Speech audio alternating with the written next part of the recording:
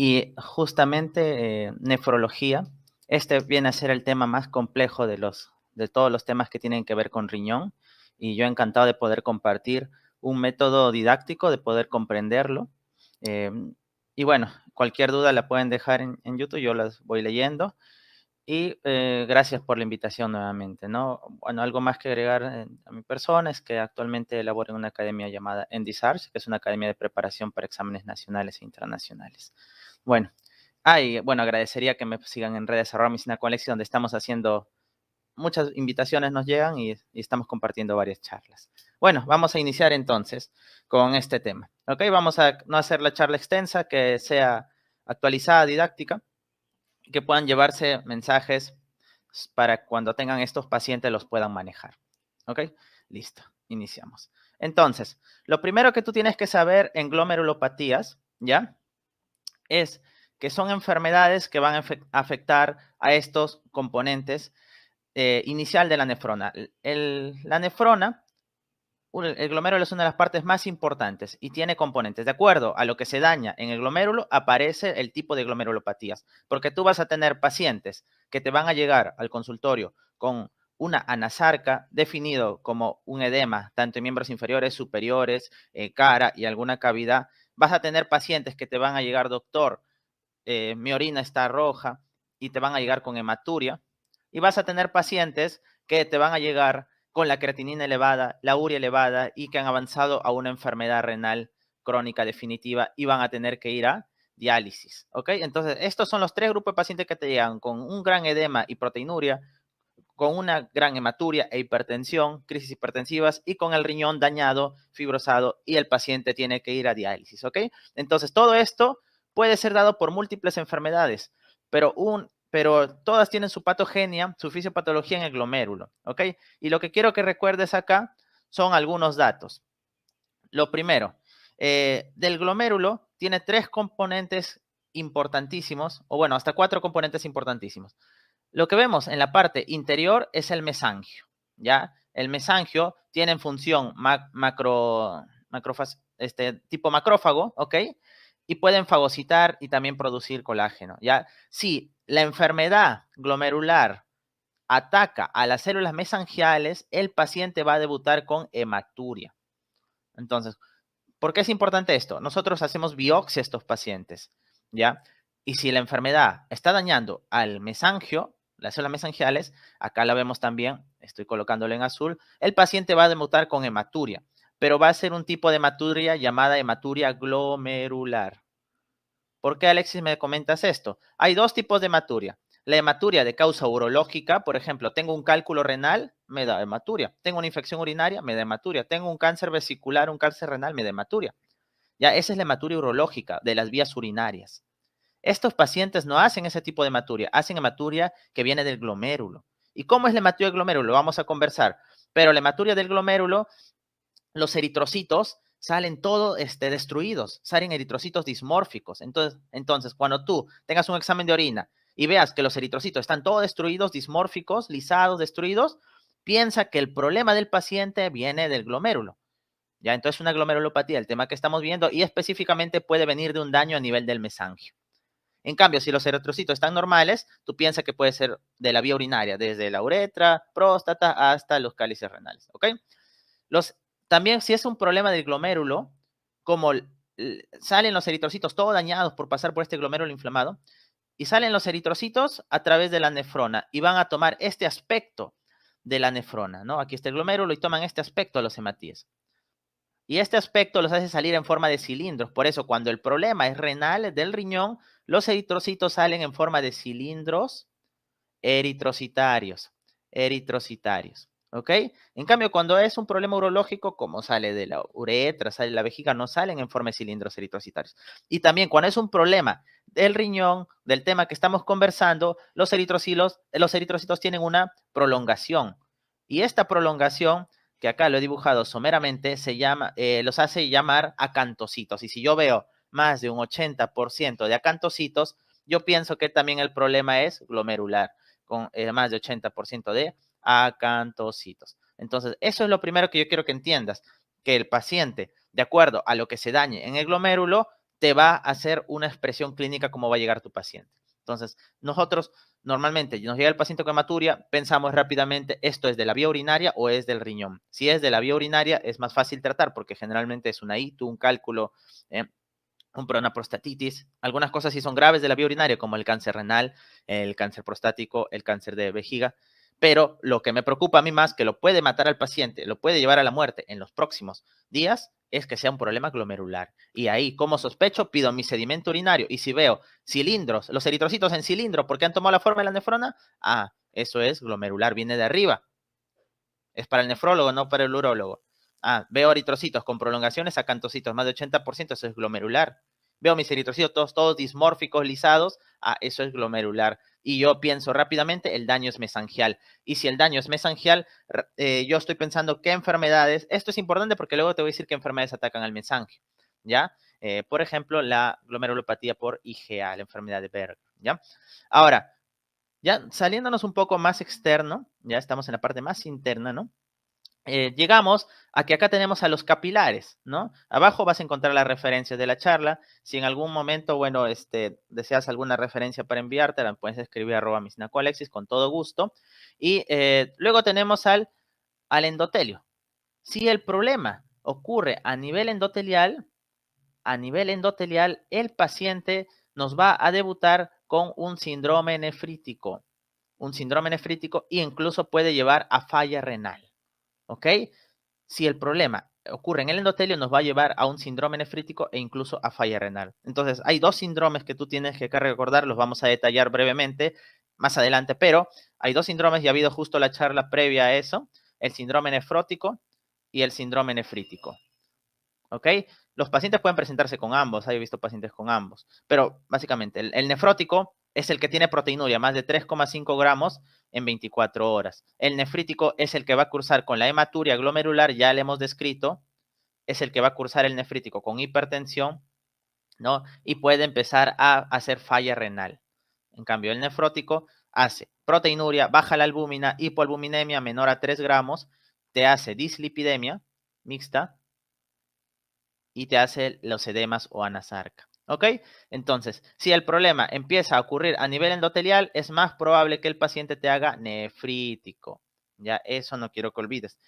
Pero si el problema te empieza a ocurrir más a nivel epitelial, y epitelial nos referimos a los podocitos, es más probable que el paciente nos haga nefrótico. Ya, es más probable que el paciente nos haga nefrótico. Acá tenemos, si se altera la barrera de permeabilidad, nos va a hacer proteinuria y un nefrótico. ¿Cuál es la barrera de permeabilidad? La membrana basal y el subendotelio, subepitelio, es decir, lo que tiene que ver con el podocito. Podocito y membrana basal, pero membrana basal hacia el lado podocitario me va a dar nefrótico. ¿Ok? Esta es la membrana basal. Lo voy a acercar nuevamente.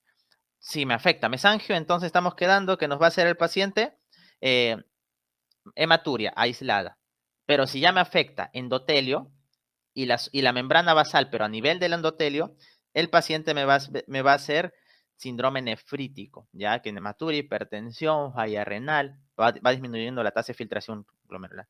Si me afecta la membrana basal, pero hacia el lado del podocito o el podocito, el paciente me va a hacer proteinuria, síndrome nefrótico. Y si solo me afecta un daño crónico a la membrana basal que tiene un colágeno tipo 4, el paciente solo me va a hacer enfermedad renal crónica y ese es el síndrome de Alport, ¿ya? El síndrome de Alport. Entonces, con esos conceptos, yo creo que tú puedes conocer que de acuerdo al daño se va a presentar la enfermedad. Acá tenemos unos mensajes. Si el mesangio, al glomérulo le tocas el mesangio, hematuria.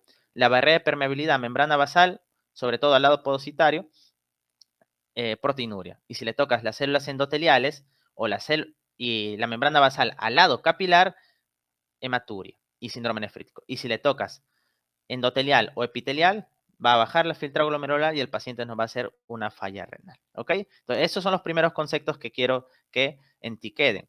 Ahora, yo también me dedico a resolver preguntas de exámenes y te quisiera dar algunos datos para que te los lleves en esta charla. ¿Ok? Lo primero, tienes que saber que el riñón, por si acaso, es el órgano que si tú le sacas 100 gramos de todo el tejido, es el órgano que más sangre recibe de todo el cuerpo. Ya, ese es el primer dato importante, ¿ok? Luego, ¿cuánto va a recibir del gasto cardíaco? El que más irrigado de todo el cuerpo por 100 gramos es el riñón. Ya, primer dato importante. Segundo dato importante, ¿cuánto del gasto cardíaco va a llegar al riñón? El 20%. Eso es aproximadamente un quinto de 5 litros, o sea, 1200, ¿ok? De esos 1200 mililitros que llega, casi la mitad es plasma y la otra mitad es componente hematíes, ¿no? Hematíes, células formes, ¿no? Donde 44% más o menos son hematíes y un 1% son leucocitos y plaquetas, células blancas y plaquetas, ¿no? Entonces vamos a colocar para que se pueda entender que el 50% de ese gasto cardíaco que llega es plasma y lo vamos a llamar flujo plasmático renal. ¿Ok? De ese flujo plasmático renal, que es aproximadamente 600 mililitros por minuto, ¿ya? El riñón, no todo lo que va a llegar va a ser filtrado y va a formar la orina, ¿no? De este flujo plasmático renal, ¿ok? Solo un 10%, un 20% igualmente va a ser filtrado por este glomérulo, ¿ok? Entonces va a pasar por este glomérulo y va a ser filtrado, ¿ok? Como estamos dibujando allí, ¿ya? Y por eso la tasa de filtración glomerular es aproximadamente, va a ser aproximadamente el 20% de los 600 mililitros, ya, un 20% de los 600 mililitros y eso es más o menos 120, 125. La tasa de filtración glomerular es un 20%. Lo que se filtra es un 20% y por eso tu tasa de filtración glomerular es 120 a 125 mililitros. Eso es lo normal que filtra y eso se va a formar orina, ¿ya? Ahora, en este proceso de filtrado que estamos conversando, ya la célula más importante, y eso es pregunta de examen, viene a ser el podocito. El podocito, porque acá tenemos el endotelio, la membrana basal y el podocito, ¿ya? En primer lugar, las proteínas, ¿por qué no van a pasar? Porque tenemos varios filtros para que las proteínas no bajen. En primer lugar, el endotelio tiene carga negativa por el glucocálix, ¿ya? Y tiene fenestraciones de 700 angstrom que no permite que proteínas grandes pasen. Pero las pocas proteínas que sí empiezan a pasar, la membrana basal ya no los va a dejar porque tiene sus poros de 40 a 45 angstrom, ¿ya? Y también es negativa. ¿Por qué es negativa la membrana basal? Por el heparansulfato. Y eso rechaza a la albúmina. Y si alguna proteína quisiera pasar, finalmente, la última barrera y la más importante son los podocitos y el espacio podocitario. Es la célula más especializada con fenestraciones, poros de 30 angstrom, ¿ok? Tiene el diafragma renal que mide 25 nanómetros y tiene carga negativa gracias al ácido ciálico y con eso no va a pasar las proteínas. Entonces, ¿por qué te comento esto? Porque cuando tú hagas un examen de orina de 24 horas le hacemos a los pacientes, todo el día está que recolecta orina, ¿ya? Nosotros le pedimos proteínas en orina. Y hay algunas pequeñas proteínas que sí pasan. Porque mira, hay varios filtros, pero hay unas pequeñas proteínas que sí pueden llegar a pasar. Son muy pocas. ¿Cuánto en 24 horas es lo normal de proteinuria? Menor de 150 miligramos por decilitro en 24 horas. Entonces, si tú al paciente recolecta 24 horas proteínas, la proteinuria normal es menos de 150 miligramos por decilitro en 24 horas. Eso en un paciente normal, pero una gestante tienes que saber que la gestante aumenta su tasa de filtración glomerular y ella puede excretar hasta menos de 300 miligramos por decilitro en 24 horas. No es igual el rango entonces para un paciente normal que para una gestante. Entonces, más de esto es proteinuria, más de 150 en 24 horas en un paciente adulto varón, proteinuria. En cambio, en una mujer más gestante, más de 300. Esto es diferente a rango nefrótico. Rango nefrótico es cuando pasa los 3,5 gramos. ¿Ya? Ahora, lo otro, albuminuria. ¿A partir de cuándo la albúmina es normal? Se considera clásicamente que la albuminuria en 24 horas debe ser menor a 30 miligramos por decilitro. Y se hablaba de que 30 a 300 microalbuminuria más de 300 macroalbuminuria, ahora ya quedó en desuso eso, y ahora incluso se está bajando el rango a que debe ser menos de 20, según los últimos estudios. ¿Ya? Listo. Entonces, acá te dejo el peso molecular de cada molécula. Ya, y acá vemos la albúmina que pesa 69.000 Daltons, pero ¿por qué no pasa la albúmina? Por las cargas negativas y los múltiples filtros que vamos a tener. ¿Ok? Listo, ya vamos a continuar entonces. Entonces, las glomerulonefritis están habitualmente generadas por causas inmunológicas, ¿ya? Y van a dar, y tú a las glomerulonefritis o glomerulopatías, si gustas, las puedes dividir en varias formas, ¿no? Y tú las vas a dividir, por ejemplo, en primarias o secundarias. Primarias es cuando solo afecta al riñón. Secundarias afecta a varios órganos. Ejemplo, ¿ya? Ejemplo, varios órganos. El lupus puede afectar al riñón y te da la nefropatía lúpica, pero también puede afectar al pulmón, al corazón, a la parte hematológica. Entonces, el lupus, ¿qué sería si me hace una glomerulopatía o una glomerulonefritis secundaria? ¿Ya? La diabetes igual, afecta a múltiples órganos y si me hace un daño glomerular es secundario. Las primarias solo afectan al riñón, la enfermedad nace en el riñón. Por ejemplo, la glomerulonefritis focal y segmentaria, la enfermedad de cambios mínimos, ¿ya? Las glomerulonefritis rápidamente progresivas, sobre todo la tipo 1, exclusiva del riñón, ¿ok? Entonces, esa es la primera clasificación que tienes que hacer, ¿ya? Todas las glomerulonefritis son más frecuentes en el varón, excepto la glomerulonefritis membrano-proliferativa que viene a ser igual de frecuente en ambos sexos. Es otro dato que quiero que te lleves, ¿ya? Entonces, ¿qué es una glomerulonefritis? Es un proceso de etiología inmunitaria, ya la que es itis, ¿ya? Itis, con inflamación, y de infiltración glomerular aguda, en el cual el paciente va a cursar con oliguanuria, porque el riñón empieza a fallar. Recuerda que si el riñón está fallando y ya no orina y ya se eleva la creatinina o la urea, el paciente, ¿dónde está habiendo el daño? A nivel del endotelio o a nivel de los podocitos para que el riñón empiece a fallar, ¿no? Puede hacer síndrome nefrítico cuando el daño es a nivel endotelial, ¿no? O subendotelial. Puede hacer glomerulonefritis rápidamente progresiva, que esto es lo peor que podría hacer tu paciente, ¿ya? ¿Qué es lo peor de todos los espectros que puede hacer tu paciente? Un síndrome nefrótico lo podemos manejar. Un síndrome nefrítico lo podemos manejar. Pero algo que nosotros en la práctica le tenemos miedo y actuamos muy rápido es la glomerulonefritis rápidamente progresiva. ¿Qué significa esto de rápidamente progresiva? Que el paciente en pocos días a semanas, ese riñón va a fallar completamente y va a terminar en diálisis.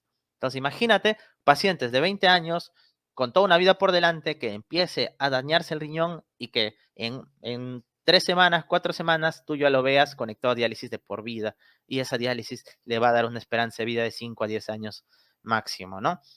Entonces, esta es una de las que tú tienes que detectar rápidamente, ¿ya? Los pacientes pueden hacer trombosis de la vena renal. La trombosis de la vena renal es típico de los síndromes nefróticos, ¿ya? Como habrás escuchado en la charla anterior, recuerda que cuando uno hace proteinuria, no solo pierdes albúmina en el síndrome nefrótico, pierdes factores anticoagulantes, como la antitrombina 3, es la que más baja. Y el paciente, como pierde anticoagulantes, se queda todo procoagulante y puede hacer trombosis. Entonces, cuando tú tengas un síndrome nefrótico que te llega con un gran dolor a nivel de los flancos, o sea, a nivel lumbar, tienes que descartar que no hay una trombosis renal y ya te voy a enseñar algunos datos para que tú lo sepas qué paciente te puede hacer trombosis renal y no dejes que llegue a esto y lo anticoagules, ¿ya? Otro dato que tú tienes que reconocer de las glomerulonefritis es que se clasifican también, así como hay primaria y secundaria, ¿ya? Así como hay según sus procesos que hace, síndrome nefrótico, síndrome nefrítico, glomerulonefritis rápidamente progresiva, hematuria aislada, porque hay unos que no hacen hematuria, pero no hacen todo el nefrítico que hace hipertensión, eleva la creatinina, ¿no? Hay otros que hacen proteinuria aislada, ¿ya? Así como tenemos todos estos, también hay una clasificación de acuerdo a los glomérulos dañados, ¿ya? Entonces, por ejemplo, si el daño es de menos del 50% de los glomérulos, tú lo vas a llamar una glomerulonefritis focal. Por ejemplo, el paciente tiene 1.000.000 de glomérulos y se han dañado 400.000, o sea, menos de la mitad, lo llamas glomerulonefritis focal.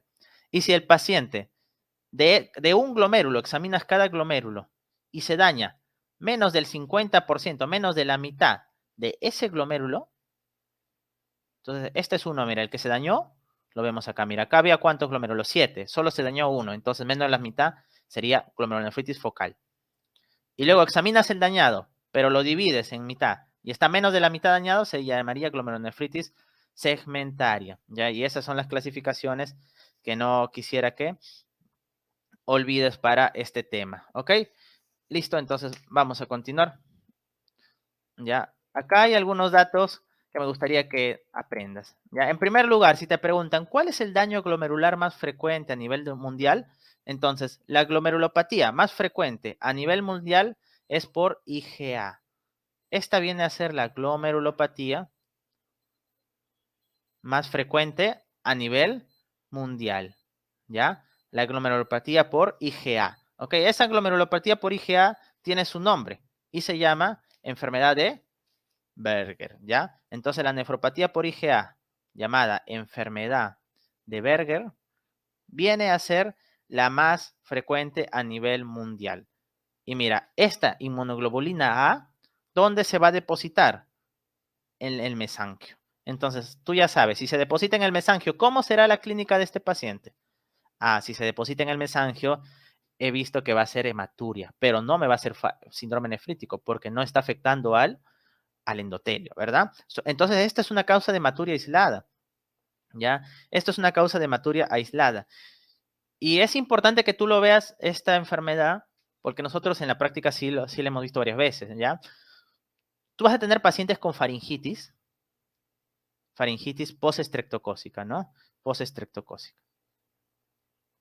Ya está con sus faringes, le haces sus criterios de Centor, entonces le miras apertura bucal y luego ves las amígdalas, están purulentas, eso es más parabacteriano. Palpas ganglios cervicales, adenopatías, eso más parabacteriano. Tiene fiebre más de 38, eso es más parabacteriano, 3 puntos. Ya, no tose, es más parabacteriano, porque la tos es más típico de cuando es una faringitis viral.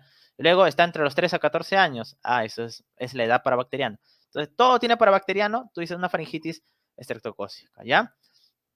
O sorpresa, no la trataron y el paciente luego empieza a hacer hematuria. Entonces, imagínate, después de una faringitis por el estreptococo beta hemolítico, el grupo A hace hematuria. Y ahí tú tienes que decir cuál es la causa más probable, ¿ok? Entonces, hay dos causas ahí. Una muy famosa que es la glomerulonefritis postestreptocócica, ¿ok? La glomerulonefritis postestreptocócica, ¿ya? Y la otra viene a ser esta, la nefropatía por IgA o la enfermedad de Berger, ¿ya? Esta nefropatía por IgA al paciente lo que le va a dar es solo hematuria aislada, como ya le hemos comentado arriba. En cambio, la glomerulonefritis postestreptocócica al paciente le va a dar un síndrome nefrítico. Y el síndrome nefrítico va con hipertensión, con falla renal y con hematuria. Entonces, ¿cómo saber cuál de las dos es la más probable sin hacerle biopsia al paciente?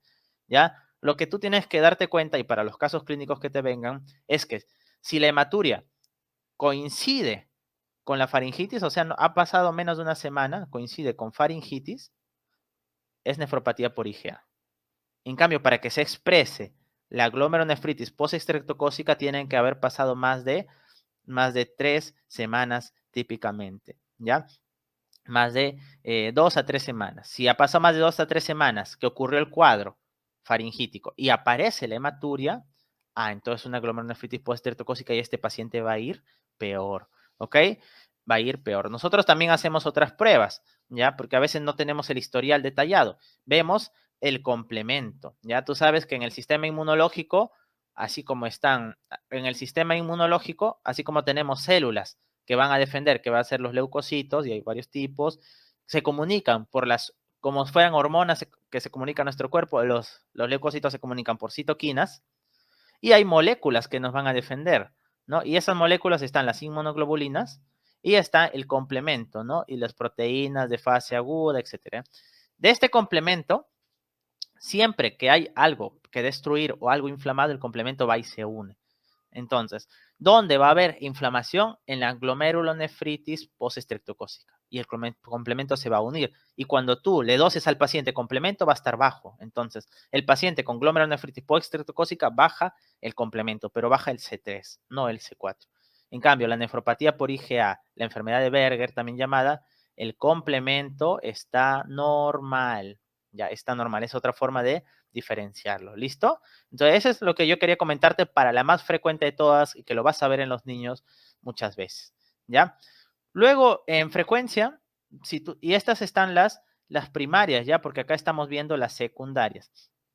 Y aquí están las glomerulonefritis primarias. Luego tenemos, por ejemplo, en frecuencia, la membranosa, la glomerulonefritis membranosa. Esta es la primaria, o sea que ya sabemos que es primaria, ¿verdad? Que aparece en el riñón. Esta es la primaria que más frecuente genera en adultos síndrome nefrótico. Síndrome nefrótico. ¿Ok? Entonces, los adultos hacen síndrome